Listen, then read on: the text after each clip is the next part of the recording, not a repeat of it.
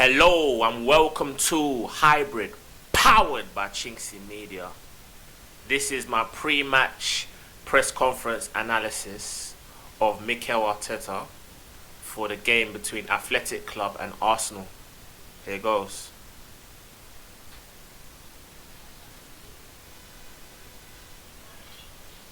So Mikel Arteta is just about to take to his seat.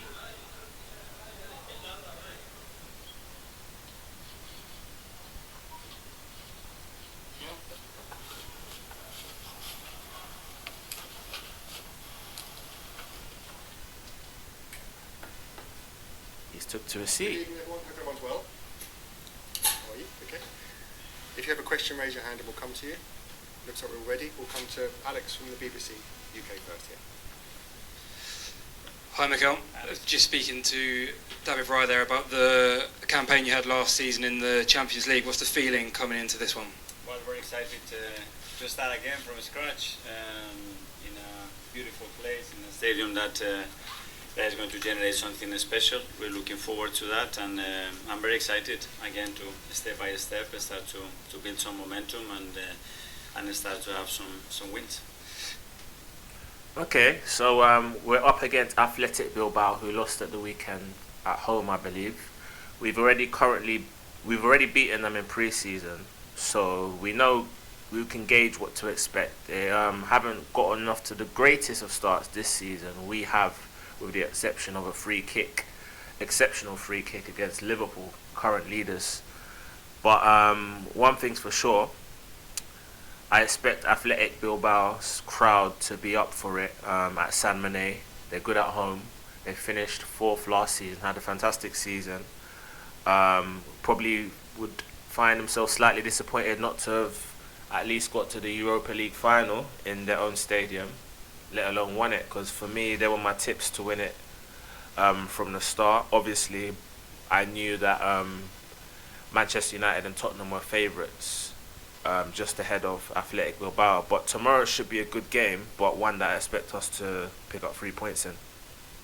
Can I just ask about a couple of fitness issues you have in the squad? William Saliba trained today but didn't seem to be. Martin Odegaard, is he available? No, so Gavi, Kai, Ben and Martin is still out, unfortunately. Okay, so yeah, like I alluded to on some of my interviews, if you saw them on the weekend, William Saliba looks like he could have played on Saturday if necessary. So yeah, it'll be interesting to see if Saliba starts, gets some minutes, or doesn't feature ahead of a big game on Sunday against his nemesis, Erling Haaland. As for Martin Odegaard, he's obviously been ruled out by the gaffer, so that gives a fantastic opportunity to the likes of Eberechi Eze, who's likely to come off the left flank, and obviously Ethan Nwaneri, who Kivsy's been waxing lyrical about. So this is an opportunity that Nwaneri has been craving for. He just had to be patient. Now it's the stage is there for him to thrive on. And this season there seems to be a lot of talk about the way teams are playing, a lot more set pieces, long throws, and maybe a more direct nature in football. Why do you think that is? Your advantage of those set pieces and throw-ins for a while? Evolution of the game. The game is faster, the space are smaller, and everybody's trying to take advantages from other aspects of the game that are obviously key actually to win football matches. And at the end, you have to dominate nowadays everything in football to give yourself the best chance to win the games. Miguel? So yeah, like I mentioned on the weekend, this throw-in stuff, this so-called Stoke football and rare. For me, I don't agree with it. I just feel we're multifaceted in the way we can attack a game, so we can kill you in many ways. 50 ways to die, choose one type thing. Throw-ins is part of fine lines, fine margins. In a tight game, if you can notch yourself ahead, if you can etch ahead from a corner, from a set piece, from a throw-in, from a scruffy goal, you can open the game up like that. And then obviously the opponent, because Arteta and Arsenal, ideally we want to play sexy, amazing football and open teams up, but obviously 95% of teams we play against will not allow that to happen. So in that case, we have to kind of use every ounce of know-how and various methods and ways to kind of prise a team open. So if we're gonna notch ahead from a long throw or from a corner kick and it opens the game up, then so be it. So be it. On the independent. Mikel, you've spoken a lot in the last week about being from the area, how great Bilbao is. You played a minute here as a Real Sociedad player. Do you still kind of feel that, or is there any sense of that old rivalry coming into this experience for you? And because obviously there's actually quite a strong Real Sociedad contingent. Yes, of course. We land in Bilbao. That's normally where I land when I go back home to San Sebastian. It's an hour drive from there. All my family is from there. Yeah. So there's a few. There's obviously Odegaard played for Sociedad. Obviously, San Sebastian is in that kind of Basque region kind of thing. But then you have Marino, you have Martin Zubamendi, and then you obviously got Mikel Arteta, who are from that kind of radius in Spain. But I'm not sure how that influences the game. But we have a number of Spanish-speaking players. So it'll be interesting to see if Christian Mosquera keeps his place tomorrow afternoon even. And for me, I'd like to see him keep his place. I'd like to see Saliba come on, get some minutes, get some match fitness in ready for Sunday. And you just sense the passion, the rivalry, the football atmosphere, and great to be here. Never been in this stadium before, so good experience. Jordan, Sam? Hi, Mikel. Can I just check, has Martin flown out with the team, or is he back home? He's back home. Yeah. Just how important, I know you've spoken about it before this season, but rotation, especially this year in the Champions League, is it a case of we're not going to see the same starting 11 in every game in the Champions League because there's a chance to rotate and give other players a rest and other players a chance? Yes, well, it would depend on the availability of the squad, the form of the players. Now, unfortunately, we have a few players already out, so that is already limited in certain positions. But hopefully, we come to the point that the competition and the level of performance of the players is that high that we are able to do that very efficiently to win more football matches. That's the objective. Yeah. So people like Miles Lewis-Skelly need a start. Ben White might need a run out. I think. Yeah, those two for me can come in. I'm happy with Gabriel playing. I'd like to see Piero Hincapié come on and get some minutes, maybe as a substitute. And then obviously in the midfield, Declan Rice will come in. So I felt, obviously I know I titled one of my videos, he was dropped. Declan Rice cannot be dropped. He was rested ahead of two big games in midweek and at the end of the week, against Athletic Club and Man City respectively, so he'll come in and I'm sure he'll start both of those. And then obviously Martin Zubamendi might get a little rest or he'll probably play. And then you've got Marino who's on form. So up front really picks itself. Madueke would like to kind of build on his momentum that he is in. The good form he's started to show is getting a run of games on the right wing. And then obviously Victor Gyökeres would like to add to his tally of 3 goals in 4 games. On the left, I'd like to see Eberechi Eze start again, so to make his Champions League debut. So I think the team almost picks itself. I think pretty much same again, but I'll change the 2 fullbacks.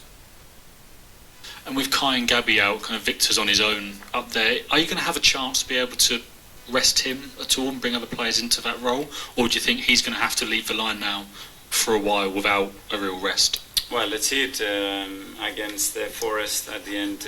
Mikel played as a 9. We have Leo can play there. We have other options or formations that we can adjust to that. At the moment, Victor is doing really well, so really happy with that.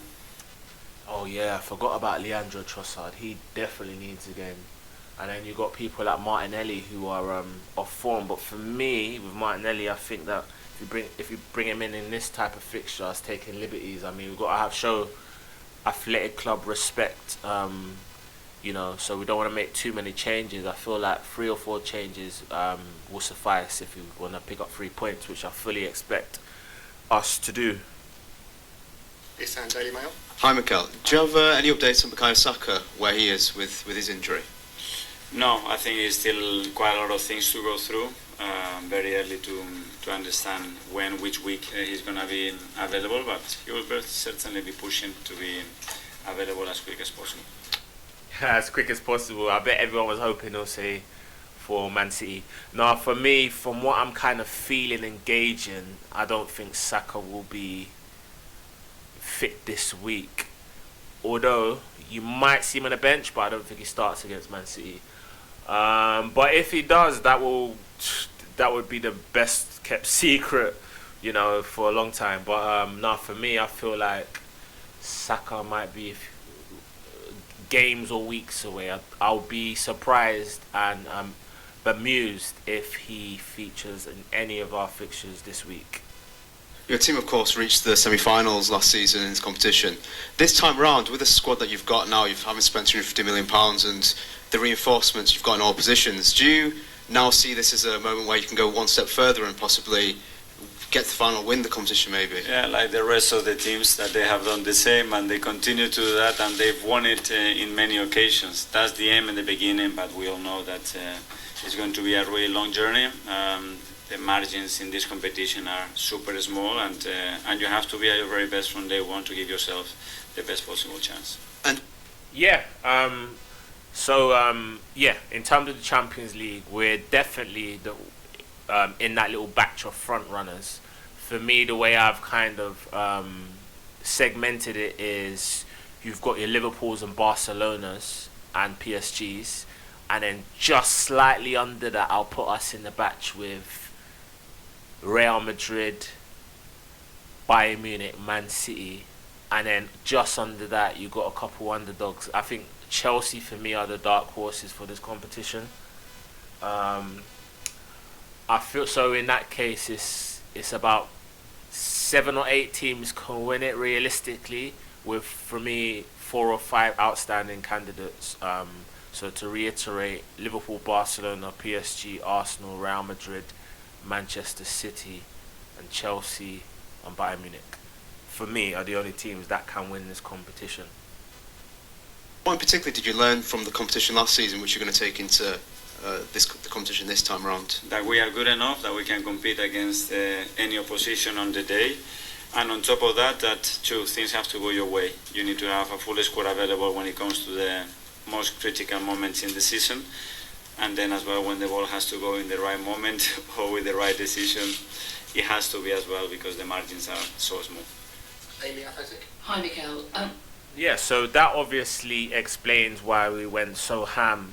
We went crazy in the summer window with 8 signings of top quality, immense quality, which for me is the best window as a whole that I've ever seen as an Arsenal fan, and that spans a few decades. But yeah, so obviously Pep Guardiola is renowned for kind of starting slow, making changes in the first part of the season, and when it comes to February, March, the business end of the season, they start to click into gear.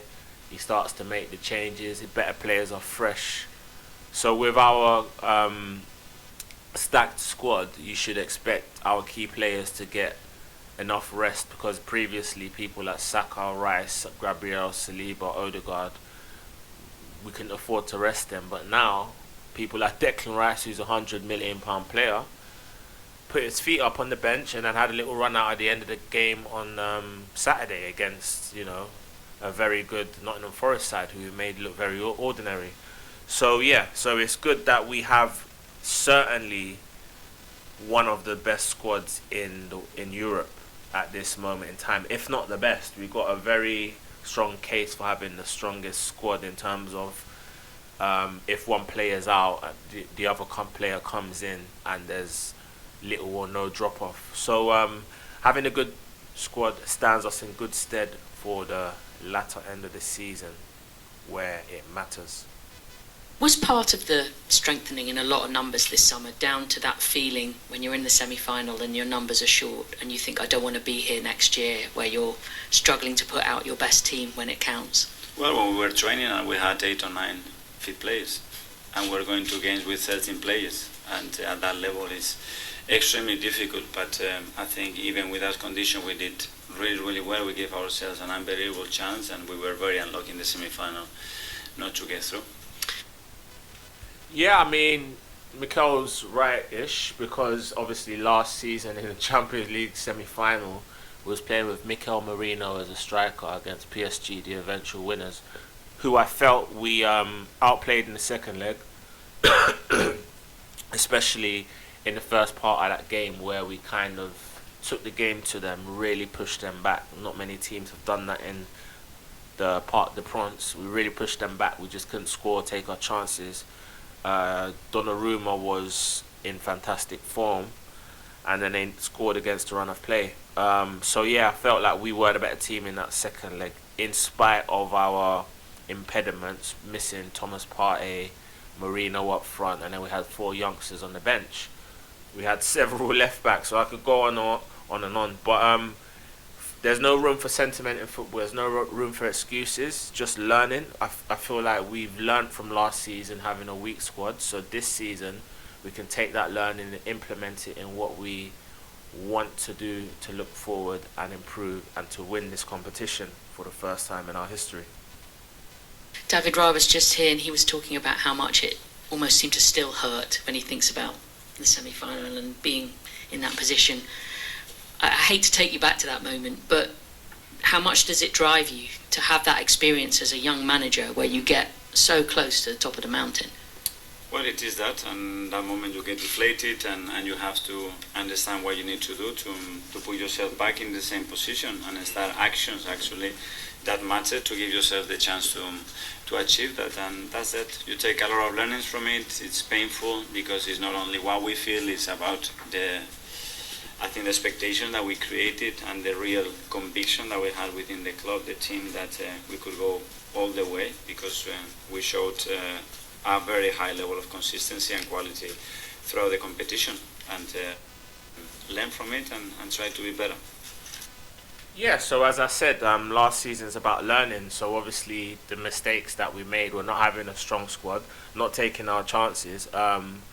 We have obviously addressed those 2 issues with signing a striker, fox in the box in Victor Gyökeres, more creativity in the likes of Max Dowman, Eze, Wanyeri, to name but a few, and then also having a stronger squad. So if one player is down, injured, another can come in, and there'll be not little or no drop off, as I alluded to earlier. So yeah, there's no real excuses now. It's just for us to go out onto the pitch and start winning football matches. Okay, a couple more in English and we'll go to Spanish questions. George from BBC. Mikel, hello. Sorry, just the way you've started the season, do you sense from the players that after the hurt of last season they're ready to win the Champions League? And you mentioned... But it's not that simple. I mean, you are so willing to do and you want to be better. I sense a very clear intention that they want to be better every single day. And that's the start and the end. And with there is nothing else to control, create the energy, the belief amongst the players, the understanding and the feeling that we can compete against any opposition, and yeah, certainly they have that. You mentioned about flying into Bilbao, so... Yeah, so I think what Arteta's saying is it's easy enough to just say, yeah, we're trying to win the Champions League, but as I mentioned earlier, there's 6 or 7 teams that would have the same outlook, you know. Liverpool are joint favourites with Barcelona at this moment in time. Just under them are the current holders, PSG, who beat us twice. So it's fine lines, it's narrow margins. For me personally, Barcelona look the strongest for me. I would have them as ever so slight favourites over Liverpool. Not because Liverpool are better than us, but because of the heritage they have in that competition. And then obviously PSG, I would like to play them again, considering how I felt last May when they ousted us and knocked us out. They no longer have Donnarumma in their goal to make outrageous, out of this world saves. He played out of his skin on that occasion. But yeah, I mean, we're definitely in that batch of teams that could win. And obviously you got Real Madrid, Man City, who have won it in recent years. as have Chelsea and Bayern Munich. They all won it in the last 5 or 6 years. So yeah, it's going to be a hotly contested Champions League, to say the least. Is all of your family coming to this match tomorrow? Is your phone been All of pinging? them no, but a big majority will come, and I'm really looking forward to that. Yeah. Mark, ESPN. Hi, Mikel. Okay, I don't think I need to add anything to that. Mikel Arteta's family will be joining him in his native Spain. Hi. You're getting a lot of questions about winning the Champions League, and understandably it's the start of the season, but Arsenal are probably the biggest club that's never won it. Is there a pressure that you feel with that, because Liverpool won it multiple times, Man United, Chelsea? You want to win it obviously, but how important is it to win that first one for Arsenal? Well, that tells you, with our long history, how difficult it is, because we haven't won it yet, and that's the opportunity. That's how I see it. You know, the pressure is the opportunity that thrives that energy, that willingness to be better every single day, to make decisions that are in that direction, and every decision, then if we win not that much, every decision has to be with that standards and with those expectations, and let's give our best chance to try to do it. Yeah, I mean, this Arsenal not winning the Champions League, or Arsenal supposedly never winning in Europe, which we have in the 90s, 93, Cup Winners' Cup. But it was 94, need to check that. But yeah, to say we're the biggest club never to win it, it's more clear now that is the case, because PSG won it last season, whereas before it was Arsenal stroke PSG. You know, give or take who's a bigger club or whatnot, Arsenal or PSG. Well, that doesn't matter now, because PSG have now won it. PSG is also a relatively new club. They're about 40, 50 years old as a club. So whereas Arsenal is an institution spanning over a century. So therefore, I think it's pretty clear and obvious that Arsenal are the biggest club never to have won it, and remain so. So that should be a big enough incentive for us to change that this season. You feel that going close actually helps? I mean, you worked Pep Guardiola at Man City for a few years when they were knocking on the door. Does that disappointment ultimately help you get over the line? Yeah, and the big clubs, I mean, they try 7, 8, 9 times, they win 2. And so in this competition, it's going to be 1, and you fail much more than you succeed. That's the nature of that. That's the history of our club, and that's what we want to change. Yeah, so obviously, since Mikel has kind of brought us back into contention as being one of the biggest clubs in the world, Europe, we've made steady progress in Europe. So obviously, 2 seasons ago, we crashed out to Bayern Munich in the quarterfinals in the narrowest of ways, losing 3-2 on aggregate. Last season, having beaten the likes of Real Madrid, PSV convincingly, we came up unstuck against PSG, as I mentioned, in the in the semi-finals. We were really close. So if the trajectory is to continue, then we should be in the final, really. And that would be, incidentally, 20 years on from our last appearance in the Champions League final. And please don't remind me, that night in Paris still haunts me to this day. But I would like us to get back into that Champions League final, for sure. But for me, anything other than minimum semi-final appearance would be, I don't want to say unacceptable, but it would be a disappointment. Okay, some questions in Spanish. First, Juan from Marco. Sí, Mikel. Yes, Mikel, good evening. An expert coach like Chingurri Valverde, I don't know whether you heard him, said categorically that you're one of the best managers in the world. What do you have to say to that? And 20 years after leaving Real Sociedad, you come back to your country, this one, to compete, I think, for the first time. What do you feel, although you already mentioned it a little bit in English? Well, first of all, I'd like to thank him for his words. For me, he's always been a reference for several reasons. Firstly, because he's been in this profession for over 20 years, and everywhere he's gone, he's left 2 things. First of all, successes in the clubs he worked for, and the mark he made in the way he behaves, the humanity he shows, and now how natural he is in his profession. And above all, I think that there's a way of doing things that puts him apart from many other managers. So what I need to do is learn from him and improve. And the second question, I'm very glad to be back. It's been 20 years since I was here professionally, obviously in a different role, and I very much wanted to come and experience the atmosphere in this stadium and to face a rival that's going to be very difficult, very demanding, but I'm very excited. Hello. Yeah, yeah, for sure, man. So what was it again? So yeah, basically, yeah, it's just a love in between the managers. I mean, yeah, that's just the modern day style where both managers say the other one's great, the other team is great, the opponent's great, blah blah blah. But at the end of the day, when the game starts, none of that matters. I mean, Mikel Arteta may also return the favour and say that athletic clubs managers also a great manager and blah blah blah. But at the end of the day, it's just about who picks up the 3 points in the day. As for Mikel returning to an Arsenal team to play in Spain, in that region he used to play in for Real Sociedad, yeah, he did.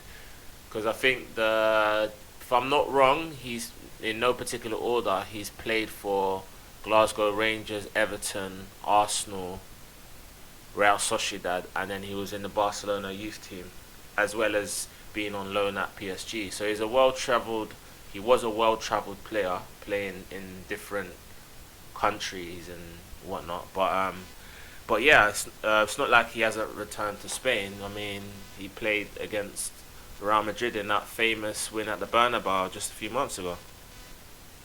Mikel, I don't know whether the pre-season match is any use in preparing tomorrow's match, or whether there are two different moments in the season. No.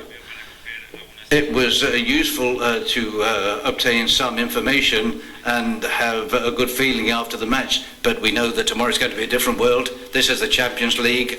The level of both teams will rise, the context will be different, and it's going to be a very different game.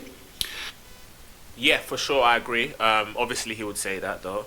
But it's similar to PSG situation, wherein we played PSG around September, October last year, and then we played them again about 6 months later in May, and they were a completely different team. Obviously, at the time we beat PSG, they didn't have Kvaratskhelia. Dembele was not in the form that he was in towards the end of the season. Neither were PSG. They clicked into the gear, and they were effectively the best team in Europe last season.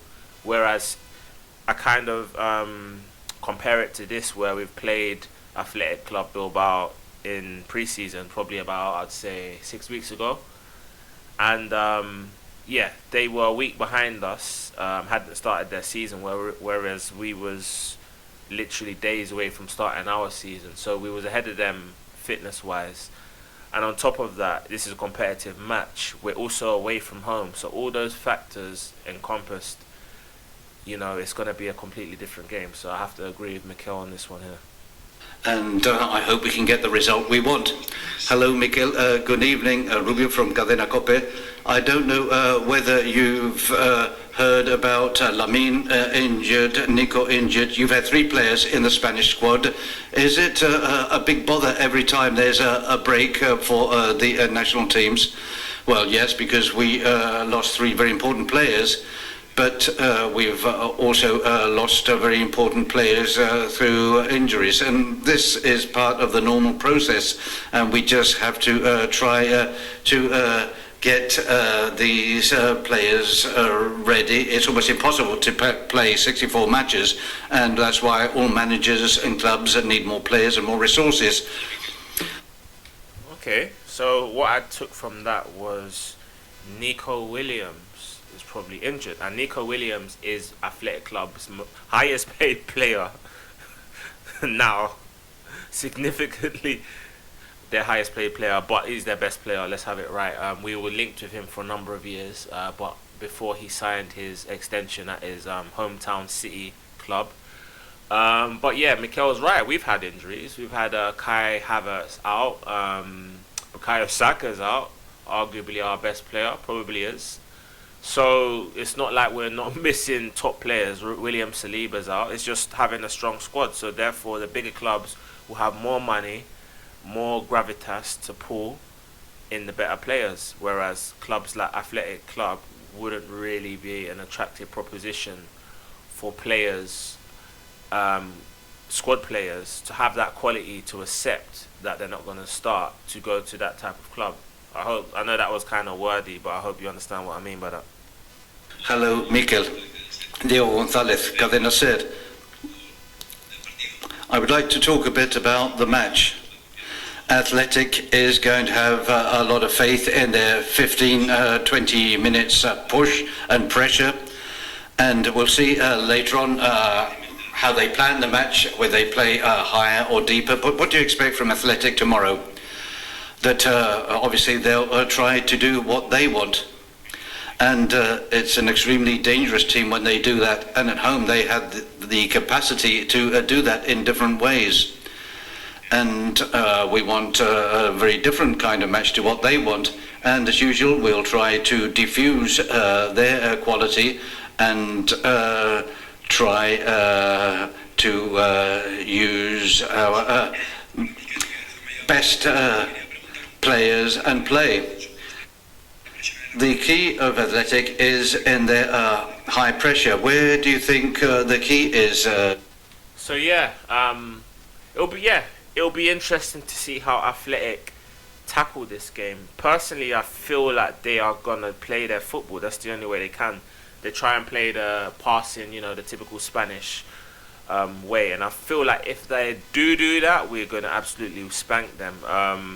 I just think we're gonna kind of trying to take to the centre of the ring, like when we have done in places like Sporting Lisbon. I feel like it's gonna be kind of similar game to that, where we just kind of puff our chests out, act like we're the home team, have no respect in the most respectful way, have no respect in the sense that we're coming there to win, and we're coming there to win in our way, and there's nothing you can do to stop us doing so. We're going to win during this 90 minutes, and we're going to go back to London and take on Manchester City. To play your way here in San Mamés. Well, when they do that, get out of that pressure as effectively as possible, and to try to use the spaces they use. They change the way they play a great deal, especially depending on the context, the match, and who they're playing against very often. So we have to try to adjust things. We're a very aggressive team, and I hope that it will be a very good match.